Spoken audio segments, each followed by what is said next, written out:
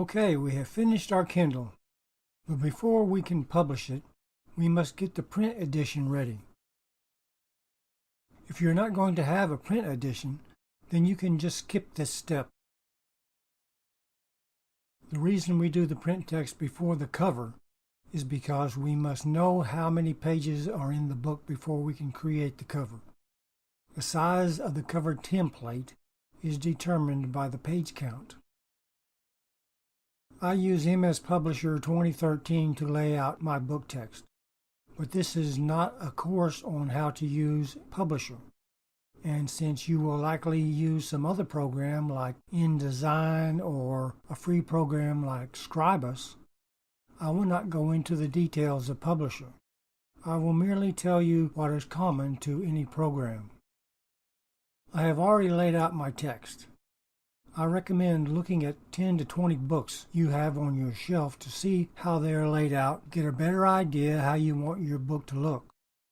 Fiction books generally look different than nonfiction, which look different from textbooks, etc. This book was originally published over 100 years ago and will never become a bestseller, so I'm not going to try to make anything fancy, just basic, nice-looking text. Be sure it says copyright by and your name or publishing company name. Copyright law says it is automatically copyrighted upon publication, even without a notice. But if you want to sue for compensation, you must have a copyright notice. So you no longer have to send copies to the Copyright Office to be protected. Notice that the facing pages have a gutter with larger margins than the outside. Your inside margin should always be larger than the outside in order to look right, because of the way books open. There's no set figure, but it is better to have margins that are too wide than too narrow. Narrow margins don't look good, they make the pages look crowded and amateurish. Here are the margins in this book. Now take a look at these two pages. Do you see anything wrong with the layout? Look at the one line at the top of the page.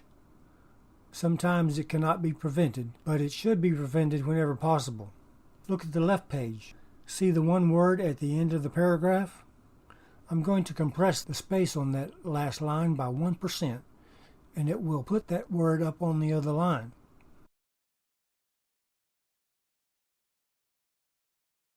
By doing this, it fixes the problem of the one line at the top of the page by itself. Now I just check the rest of the chapter to make sure that it did not make anything worse. It all looks good. Since everything looks good, I'm ready to export to PDF. Be sure to always use the best quality settings. I use commercial printing for best quality.